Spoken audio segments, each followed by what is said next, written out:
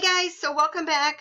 In this video, we're going to go over how to edit the Pinterest templates for my affiliate program. And this will apply to any, a lot of bloggers and courses give you some free Pinterest templates to use. So this just kind of shows you how to go in and edit them for what you're trying to do.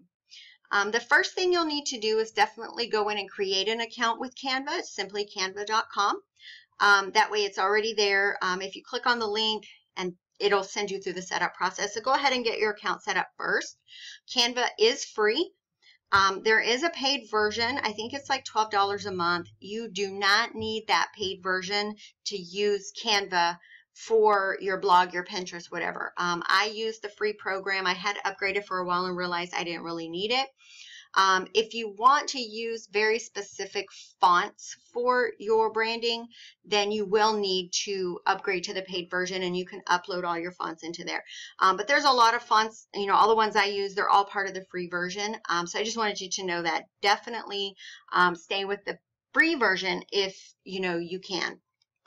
All right, so for my affiliates, if you log into the affiliate course, it's actually not a course, it's just how I track you.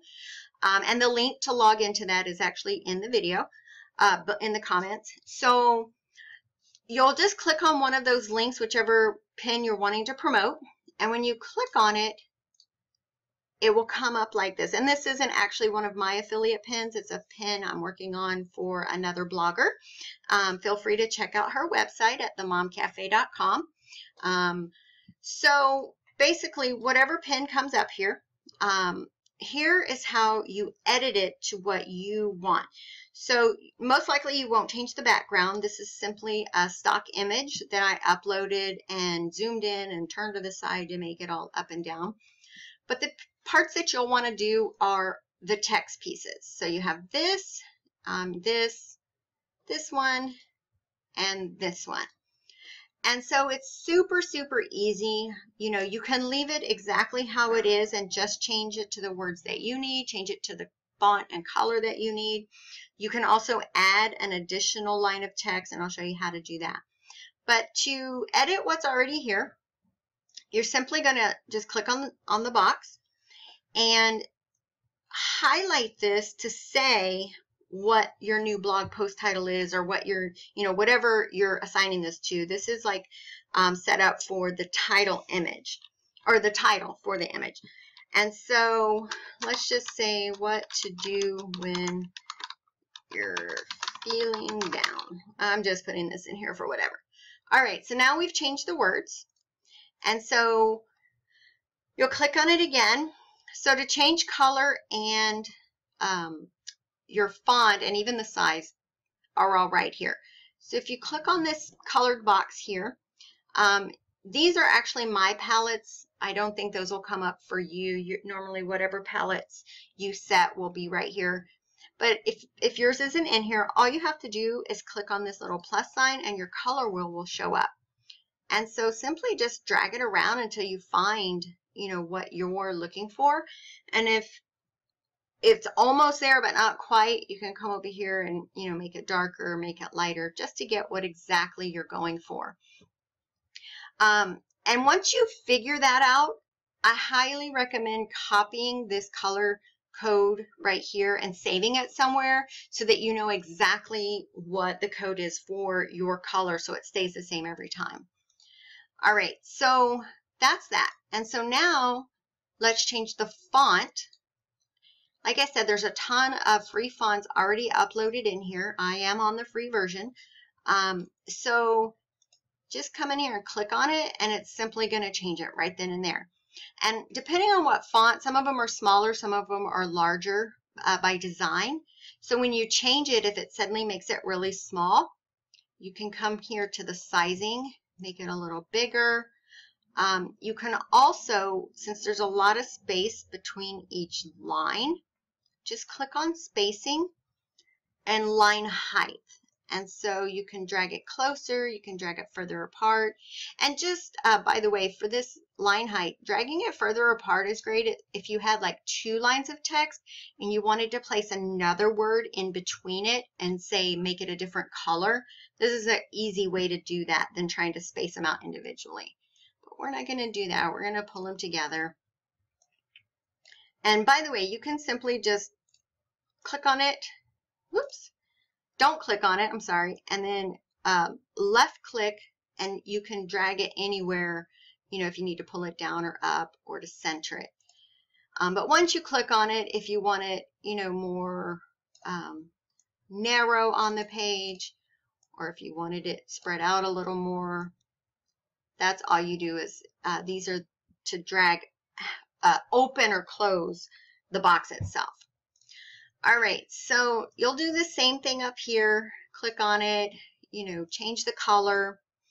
The same thing here. We'll just change this to my website.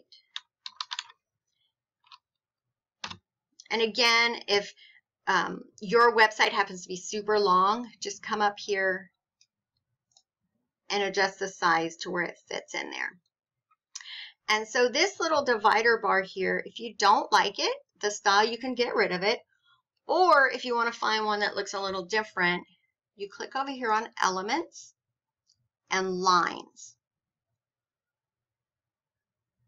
And so all of these lines are free. The one that's on here now is actually this one. It's orange when it first comes up.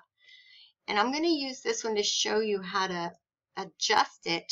So since it's so small, zoom in, and that way you can see all 3 of these dots right here. So you want to use the middle one and then bring it over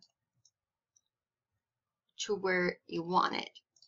As you're doing it, if you get like this to where that circle's cut off, just click back on it and bring it over to where it's even.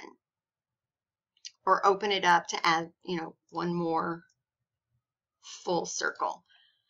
Again, changing the color, you simply click on the color bar. But there's several in here. You know, this one has diamonds, and you do the same thing. There's just so many different options of what you can add to it. So let's zoom back out and pull this down. Okay, so that's it. Once you get it to where, you know, how you want it, you're simply going to hit download and leave it at PNG. That is a file for an image, a picture, graphic, whatever. And then download it to your desktop, give it a name, and you're done. And so once you've done this, this is actually going to stay in your Canva account. So let me refresh the page here. So when you log in to Canva again, that template's already going to be here. Because I just made edits, it's kind of showing you this black box. But as you can see, every pen I've ever made is in here. And so now you have the template. You'll simply click on it for your next blog post and just go in and change your title or the different pieces, you know, of your title. And again, I always recommend, you know, what your exact title is for your blog post, and then, you know, something else, an eye-catching, you know, phrase or statement or some bullets or whatever. But basically your template for how you want it to look is already made, and all you have to go in and change is the actual text next time. So that's it. I hope this was helpful. I hope this, you know, made it a little easier for you to figure out how to work Canva, especially if you've never used Canva. It's super, super simple. But if you're already using something like PicMonkey, you know, for your normal graphics, for your blog post or whatever, continue doing that. That's completely fine because you're comfortable with that. But come in and use this to make the additional Pinterest pins for pinning. You know, I always say have 2 versions of your pin floating around out there to see which one does better. And so you can use this to do that. So that's it. If you have any questions, definitely let me know. Leave some comments down below, and I will see you guys really, really soon.